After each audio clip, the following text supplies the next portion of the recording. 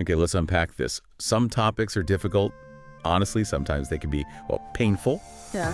But leaning into those challenging conversations, sometimes that's exactly what we need to do to really understand things better, you know? Absolutely. And today we're diving into a source that doesn't shy away from that pain or difficulty at all. It's a powerful piece actually provided by a listener. Right. And it offers this deeply personal and reflective look at what the author sees as a really significant, challenging issue facing a community that's, well, fought so hard for so much. That's right. So this deep dive is based on excerpts from a piece called LGB and Trans, Bridging the Divide for Dignity. And it comes straight from the perspective of someone who identifies as gay, someone who feels deeply rooted in what they actually call the LGB family. And this author is taking a really honest and, like you said, sometimes painful look at what they perceive as a growing division. Yeah. A division within the broader community, and specifically how it relates to certain forms of trans activism. And it's not just like an academic paper, right? It's a reflection that's really steeped in personal experience. It goes into the author's feelings, their own observations from inside the community. And it builds up to this very clear, almost urgent call for reflection and maybe a return to core values. It feels like a plea, really, framed through their own life. And reading it, for me personally, I get that feeling the author describes. Being part of this community, having walked some of that path, seeing the struggles, seeing the incredible achievements, and now feeling this new kind of tension. It really resonates with that specific feeling from the source, that sense of connection to the history, but also the present challenges. The author even uses this phrase, I am, which seems to convey that really deep sense of identity, of belonging within that LGB family. Right, a profound connection. Yeah, and it really frames how we need to approach this today, understanding the topic from that place of experience, or at least with real empathy for where the source is coming from personally. And my role here, as I see it, is to help us navigate the material itself, to make sure we're sticking strictly to the points, the arguments, the emotional landscape presented within this source text. Okay. Our mission today is pretty specific: to understand the author's perspective on the current state of the community, the nature and perceived causes of the division they describe. Right. Their detailed critique of what they actually label a fake agenda, and their urgent call for, well, change and dialogue. We're basically reporters of this source today. Got it. Focused just on conveying its message accurately. Yeah, impartial. Exactly. Calm, respectful exploration of this document. We're aiming for understanding the source's message, in its entirety, not getting into or fueling any external conflict around it. This is a conversation drawing directly from the thoughtful reflection the author provided.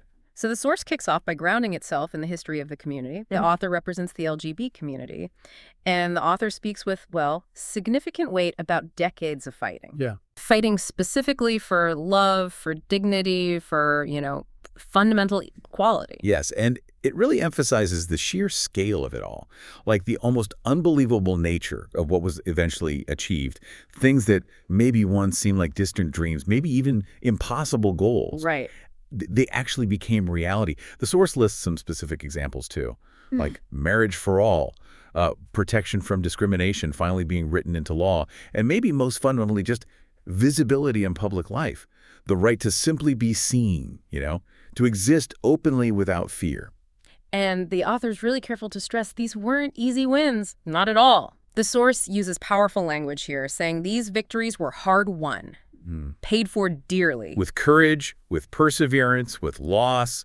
That phrasing in the source, it just hammers home the immense cost, doesn't it? It really does. The sacrifices made, the sheer relentless effort it took to reach those critical milestones. It wasn't like a simple straight line. It cost the community a lot to get there. And this is exactly where the source introduces its central kind of painful concern.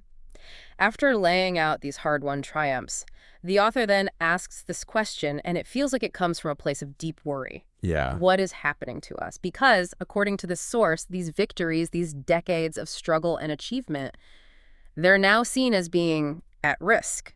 And the source is pretty specific about where that risk is coming from, too. It says it's not just from the external opponents, the ones the community has always faced. Right, the traditional opposition. Exactly, the ones they fought against for equality and dignity. The source says the risk is also, and maybe more painfully, coming from what is happening within our own ranks. This internal dynamic, this perceived breakdown from within, that seems to be the root of the deep pain the author talks about feeling. Which leads us straight into the source's detailed view of this internal division that it sees tearing away at the community's fabric. The author sees a community fracturing, increasingly putting each other into these rigid, unforgiving boxes. Boxes that, it sounds like, leave no room for nuance or even just disagreement, labeling people simply as friend or enemy, ally or traitor. Yeah. The source paints a pretty bleak picture of a landscape where just asking questions or maybe expressing a different perspective can immediately put you on the wrong side of some invisible line. And the devastating consequence of this division, as the source puts it, is that genuine dialogue is becoming impossible. Wow. That fundamental ability to just talk to each other, to listen, to express concerns or questions without, immediate backlash, it seems to have completely broken down from the author's perspective. That loss of dialogue. The source suggests that's a profound threat to the community's strength. Definitely. Now, the source makes a really, really crucial point very early on, and the author actually takes care to repeat it clearly for emphasis. They say, I do not speak against trans people. Yes. This is a vital differentiation the author clearly wants to make sure is understood right from the start, unequivocally. The source explicitly states having friends, colleagues, neighbors who are trans, and emphasizes that these individuals simply want to live their lives in peace and be seen with dignity, just like anyone else. So the critique isn't aimed at trans individuals themselves who are just seeking basic human rights and respect. Not according to this source, no. It's very clear on that. Okay, so with that crucial distinction made, the author then immediately pivots to their core concern, stating, But there is something overshadowing their cause and ours and that of our whole community. And this something, this perceived force that's overshadowing the genuine cause of both trans people and the LGBT community, that's what the source specifically labels a fake agenda. A fake agenda, okay. The source doesn't hold back in describing its characteristics either. It uses strong, direct words. It's perceived as loud, aggressive. The source portrays it as something demanding attention, forceful, unwilling to engage in quiet discussion or nuanced debate.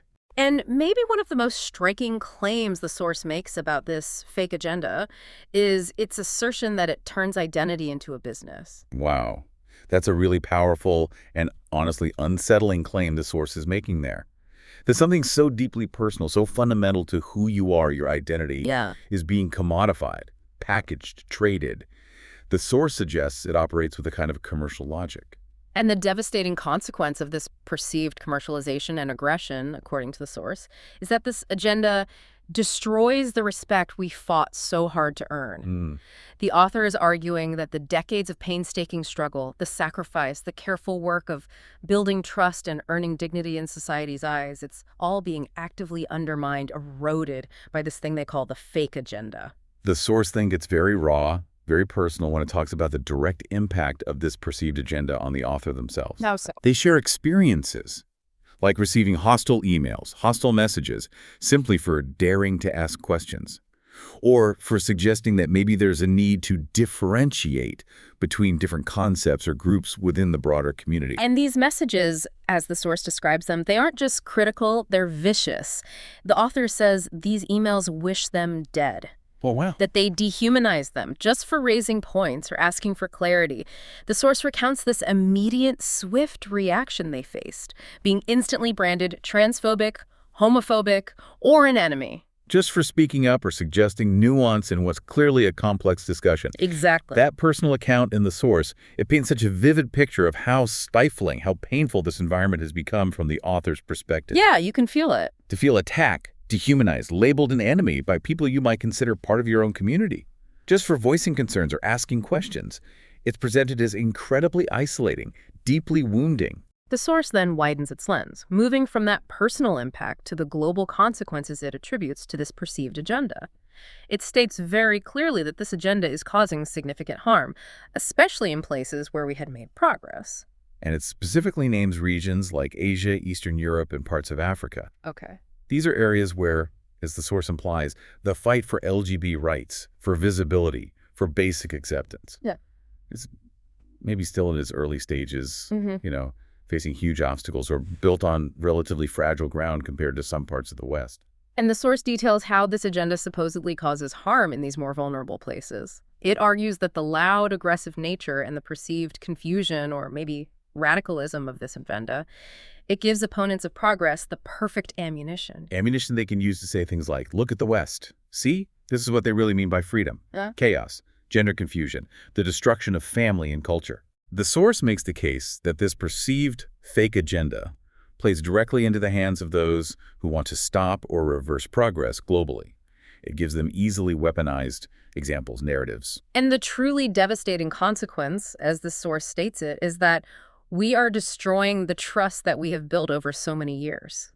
The author is arguing that the slow, careful, painstaking work building acceptance, understanding alliances across the globe is being actively undone by the fallout from this perceived agenda's actions and rhetoric in Western contexts. Let's dig a bit deeper into the source's really strong framing of identity being turned into a business or a commodity. The author asks the question, maybe rhetorically, but very pointedly, who benefits from this? Right, the cui bono question. And the source provides its own answer, a list of entities it suggests stand to gain when identity becomes something that can be, well, bought, sold, or leveraged for power. It names clinics. Pharmaceutical companies. So companies involved in hormone therapies, related medical interventions, that kind of thing.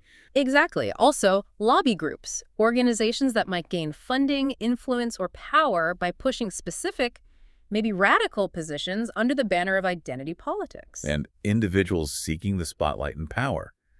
The source seems to be suggesting there are significant financial, professional, social incentives driving what it calls the fake agenda. Yeah, suggesting that some individuals or groups are actually profiting from the discourse itself. And in this system, where identity is seen as being commodified, leveraged for profit or power, the source makes a really crucial point about the original stakeholders.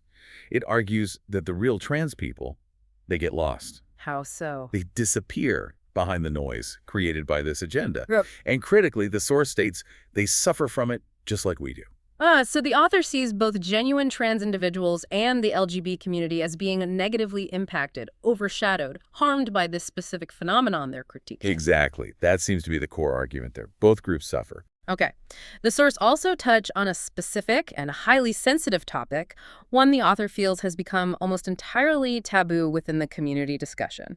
ROGD, rapid onset gender dysphoria. Right. And the author introduces this by acknowledging that many people, even those really engaged in these topics, might not have heard of it, or at least not heard it discussed openly. Why not? Because, the source says, no one dares to talk about it anymore, which immediately sets this tone of perceived suppression, of fear around the topic. Okay, so what is ROGD, according to the source? It describes ROGD as a phenomenon observed by experts, specifically involving young people, often girls, who suddenly develop gender dysphoria during or after puberty, sometimes with no prior history of it at all. And does the source mention potential causes? It mentions potential contributing factors that have been cited by some researchers or observers, things like peer pressure, social media influence, and identity crises, which can be common in adolescence. Right. The source presents this not as like a definitive cause, but as factors being discussed and observed in relation to this phenomenon. Okay. And then the author recounts what happened when studies specifically tried to explore this ROGD phenomenon, research that was just trying to understand the observations being made. Yeah, according to the source, the researchers who conducted these studies were attacked. Attacked how?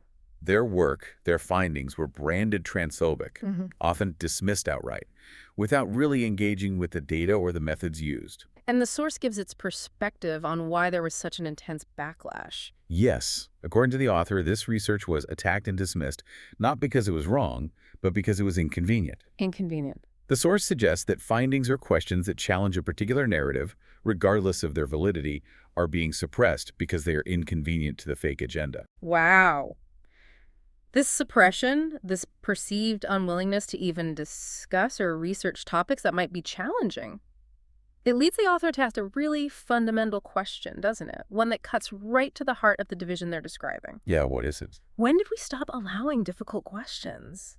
The source suggests a culture has taken root where open inquiry, critical examination, the willingness to grapple with complex or uncomfortable topics, it's being actively shut down through accusation and condemnation. This long, detailed exploration of the sources concerns the division, the fake agenda, its impacts, the suppression of difficult questions.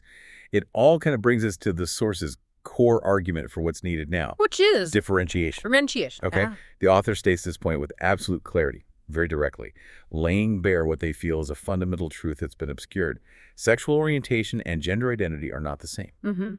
A clear distinction. And they emphasize with a real sense of urgency the need for the community and society maybe to be allowed to say this clearly again. So the source feels that conflating or blurring these distinct concepts, who you're attracted to versus your internal sense of self, is a major part of the problem, contributing to the confusion and conflict. That seems to be exactly the point, yes. Okay. So building on this need for clear differentiation, the source then lays out its prescription for moving forward, what the author thinks must be done to heal the division, protect the legacy. It does. It presents a kind of multi-part path forward. Okay, what are the parts? First, it states, we must protect real trans people. That's positioned as paramount. It reinforces the author's initial point that their critique isn't aimed at genuine trans individuals or their right to live with dignity. Right, a call for solidarity with those truly seeking to live authentically. Exactly. But then, simultaneously, the source argues, and at the same time, expose radical fake agendas. So it's a two-pronged approach. Protect genuine individuals while also critically examining and calling out the perceived, harmful, inauthentic, or maybe commercially driven agendas they described earlier. Yes. The source sees these two actions as not mutually exclusive, but necessary partners. Okay, what's next? Third, the source insists we must preserve the achievements of our community. The hard-won victories for LGB rights must not be put in jeopardy. Right. And the source adds a crucial qualifier here, saying these achievements must not be sacrificed for a small, loud minority, which reflects the author's feel that the progress made by the broader community is being put at risk by the actions and demands of the fake agenda they critique. Got it. And is there a final part? Yes, the source broadens its scope to call for global responsibility. We must take global responsibility so that we do not destroy what others are just beginning to build. Okay, so that connects right back to the earlier point about the negative impact on countries in Asia, Eastern Europe, Africa. Exactly. It's an urgent plea for people in the West to be mindful of how internal dynamics, perceived excesses, can have really devastating consequences for fragile movements fighting for basic rights elsewhere. Despite all the deep pain and the sharp critique woven through this source, it ends not on a note of despair, but actually with a clear message of hope, specifically focused on returning to genuine dialogue and connection. Oh, okay. How does it frame that hope?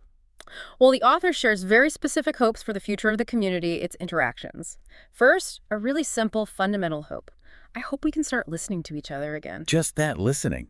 It implies the author feels genuine listening, like truly hearing another person's perspective has been lost somewhere in the noise and accusations. Precisely. Second, a hope that speaks directly to the author's personal experience we discussed. I hope we can start talking again without fear of the next label, the next accusation. That directly addresses that chilling effect the author described facing, just for asking questions or suggesting differentiation. It's a call for a space where honest conversation is possible without immediate sort of punitive labeling. Exactly. Third, a hope for refocusing priorities.